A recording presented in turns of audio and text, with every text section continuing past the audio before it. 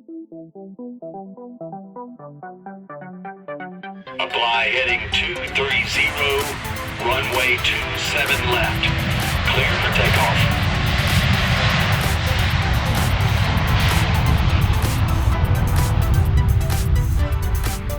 Flight 807, you're clear for landing, runway 7 Bravo.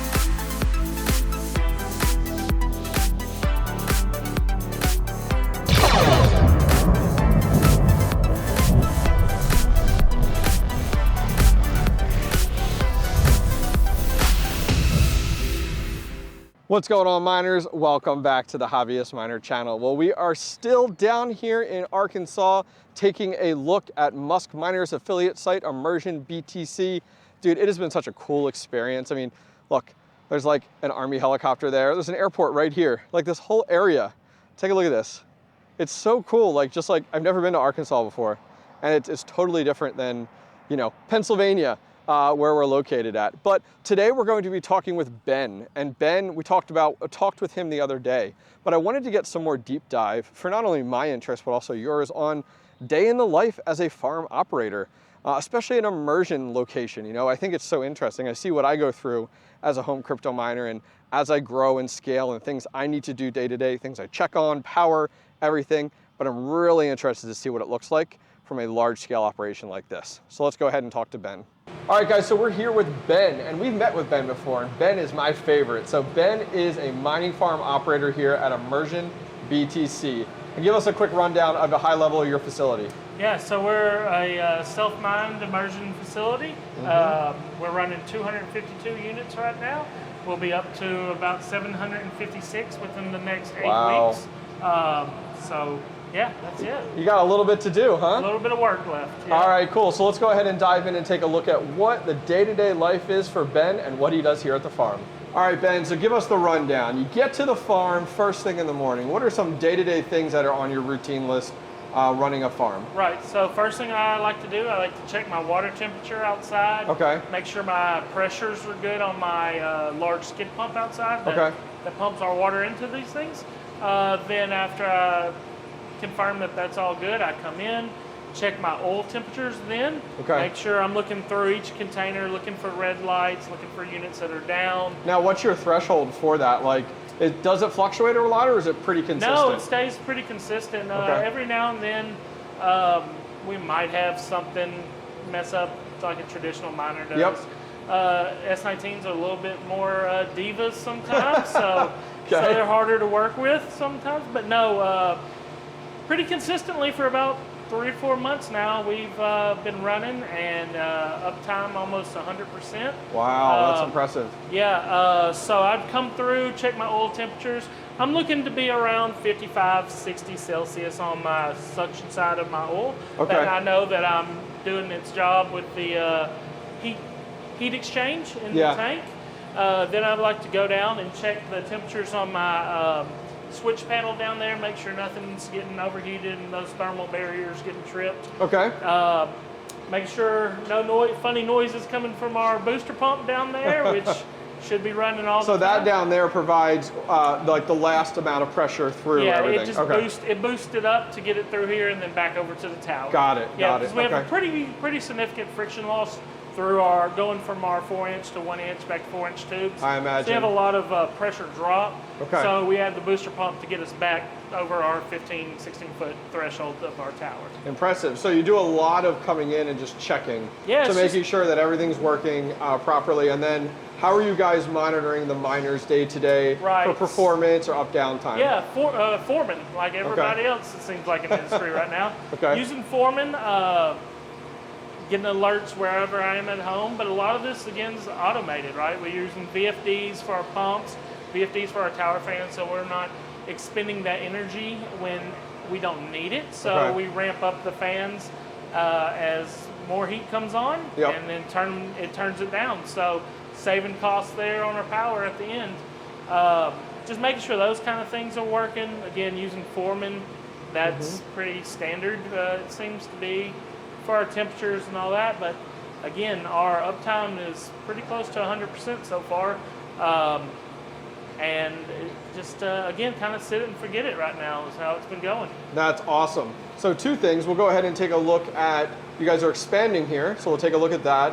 And then also let's go ahead and take a look at what it looks like for you guys for how you guys prep miners. Okay, yeah. All right, so the guys here at Immersion BTC are expanding. They're never done their work. So give us a rundown as to what we see behind us and how you guys are expanding. So right now, this is our 2nd megawatt container that they're working on right now. Welders and electricians in there getting all the unistrut ready to mount our PDUs that we have over here. So here we'll have another frame slide in. It'll look just like the other one. This will hold, on this one we're going to be running 300 M50s in this one instead of 252 S19s. Now any reason you went with those versus S19s or just diversity? Well, one, we can pack more in there, right? So density then, Yeah, it's anytime you're in a shipping container, it's a real estate issue. So the smaller form of the M50 makes it better for us to put more miners in. Got it. Also, then we'll run our frames in here like you saw earlier and get all the plumbing done for it. But, so I know you had built the other frames. Are you doing that on this one, or you're having these guys work on that? Yeah, so these guys right now, he's the electrician, so they're in there getting their stuff ready. We've had engineers come in and modify things, change things that engineers do. And we have a fab shop down the road that we own that is also going to be building it now. That we have a proof of concept that works. Yeah, well, the proof of concept's a huge one. Now that you've nailed it down, now it's just very turnkey, burn and turn type of deal. And so we also are going in the near future, hopefully, start selling these. Like the whole. Oh wow. And, so maybe that's something we can all look forward to and talk to in the future about. Heck yeah. All right, Ben, so what do we have here, and walk us through how you prep your miners for immersion. So these are your S19J Pro 100 terahash units. These both have 𝐴MLogic boards on them. We are partnered with 𝐴SIC.TO, so we have the ability to remote install firmware on the 𝐴MLogic, so no SD cards needed. Oh, it's a huge win. Yeah, so just kind of standard for immersion. We're just going to go in. We're going to take off these fans in the front.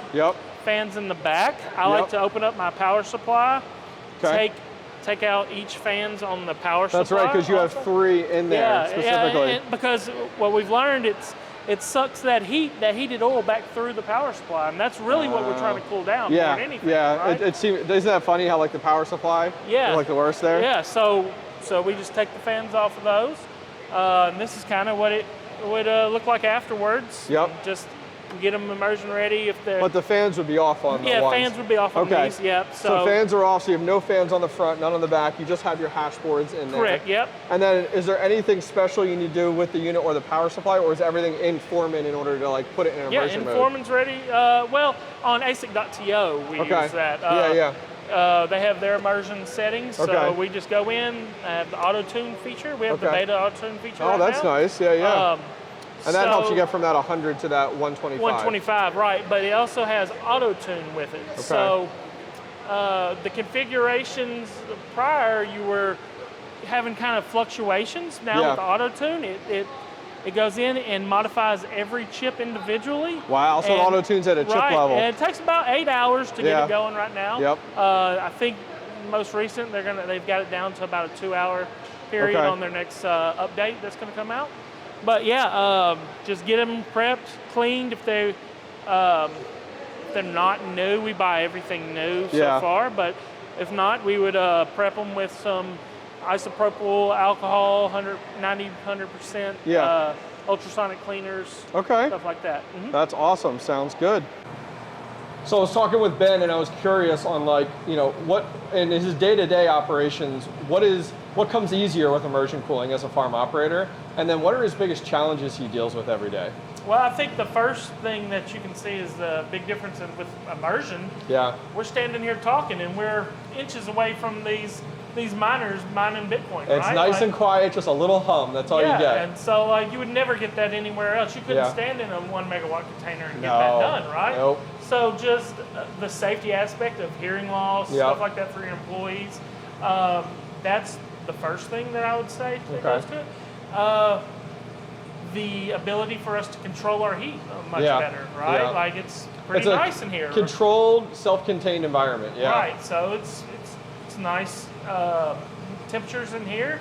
So again, in a fan-cooled environment, air-cooled environment, it'd be very hot, as you know, right? Yep. So that was some of the pros that we've seen. Obviously, updating with the increased terahash, stuff like that. What about challenges for day to day for you as a farm operator? What do you run into? Challenges are few and far between right now that we've seen, count which your is blessings. good, right? I really can't complain.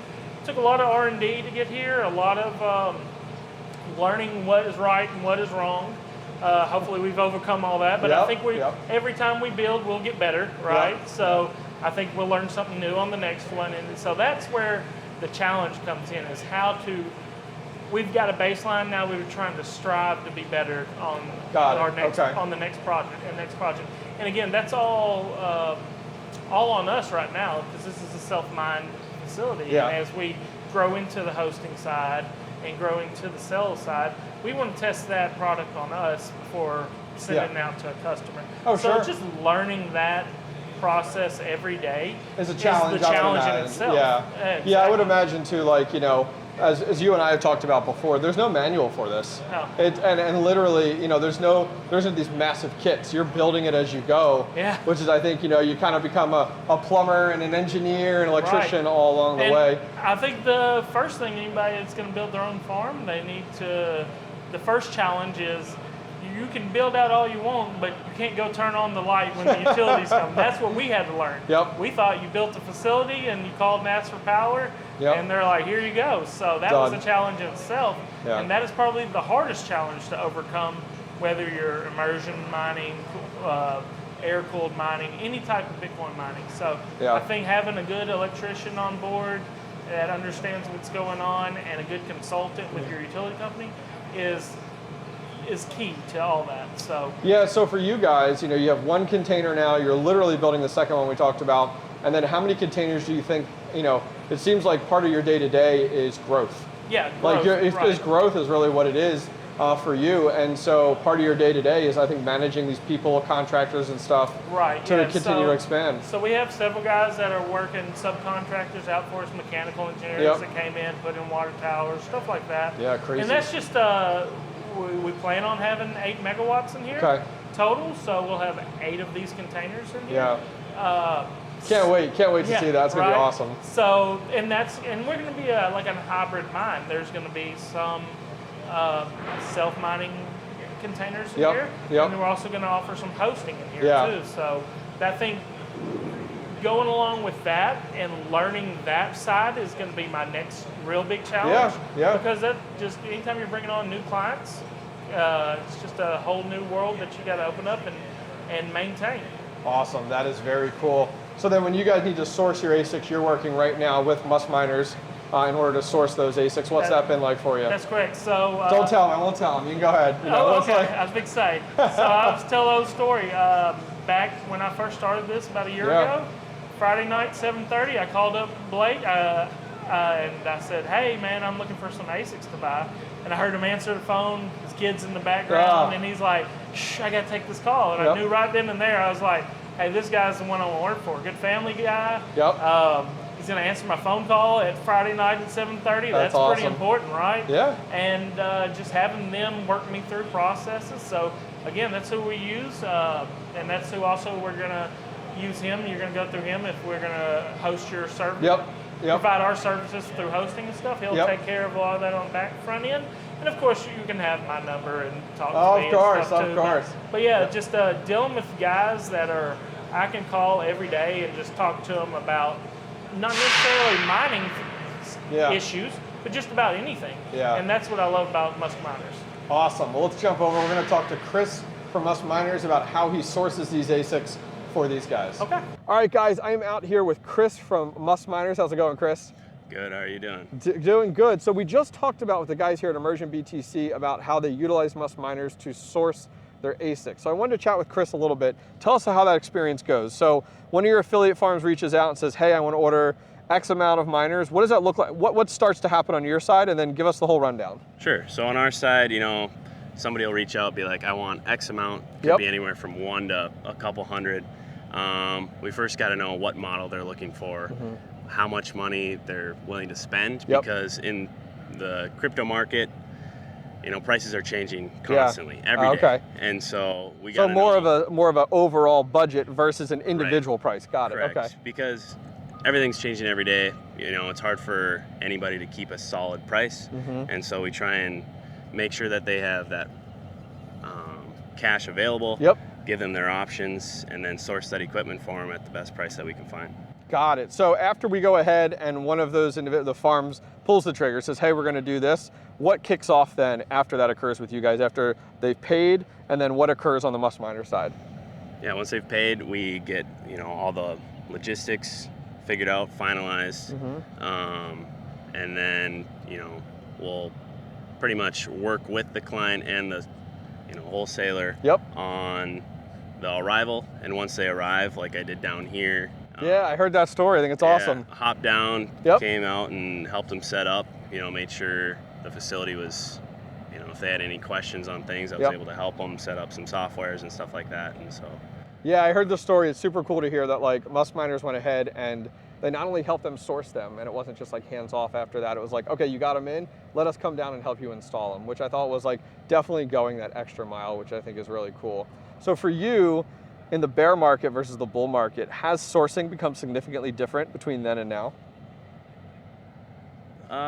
Like, was it easier or harder to get it then versus now? Is it easier to source some of these units? I think it's a little easier now, definitely. You know, with a lot of the larger companies liquidating their equipment, there's a lot more stock available, especially in the US. So that's been quite a bit easier to find available options. But other than that, you know, it's just a whole different market. So in the bear markets, it's a lot of larger players buying in bulk. In bull markets, it's a lot of smaller retail clients buying, you know, individual ASICs. So it's a completely different logistics game when it comes to volume. So it's been a little different that way. But. Yeah, do you find that a lot of your customers are interested in purely new, or they're not that picky, that they'll go with new or used, just really comes down to price? Most people like new. They like that 12 months of factory warranty. But when it comes to, you know, immersion or something like that, maybe 1 or 2 months of warranty is great. Then you can test them. They're working great. Just fine. Then you can throw them in the tanks and the warranty's gone anyways. Okay, got it. So as soon as you go the immersion route, it kind of kills that warranty then with the manufacturer because they're built for air. Right, correct. Got it, cool. All right, well, thanks, Chris, appreciate it. See you guys. All right, guys, that is gonna wrap things up for today's video. I always have a blast talking with people in the crypto mining space that have the same passion I do for mining. And it's like, it's endless, man, the knowledge and the things you learn. I mean, I come down here and I learned so much from these guys as a home crypto miner. So it's been an absolute blast hanging out with Musk Miners, with the guys from Immersion BTC. If you guys are interested, go over to muskminers.com, they'll get you hooked up, and they have units right here, ready to go. You can purchase one and bam, you're up and mining within a few minutes, which is fantastic. You get to take full advantage of the immersion, the additional 25% overclocking. So go over, check it out, guys. I appreciate them for sponsoring this video and this series. It has been an absolute blast. I'll see you guys next time. Where are my GPU miners at? I'd like to introduce you to �HobbyistMiners.store, who can turn down a high quality t-shirt with your favorite NVIDIA graphics cards in a simplistic design. The spring 2023 collection just dropped a few weeks ago with 17 brand new limited edition designs. What makes them limited edition? Well, every 3 months a brand new collection is released and their previous one is decommissioned forever. It'll never be sold again. Stop on over and check out your favorite GPU mining t-shirts at �HobbyistMiners.store today.